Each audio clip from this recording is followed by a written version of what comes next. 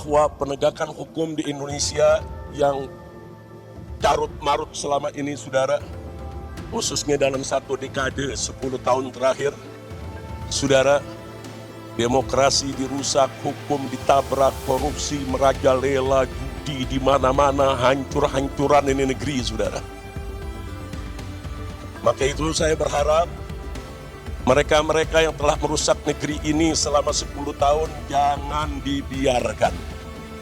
Tapi mereka harus dituntut pertanggungjawabannya. Setuju? Maka itu saya minta dengan tulus, dengan sangat hormat kepada yang kami hormati Bapak Presiden Haji Prabowo Subianto.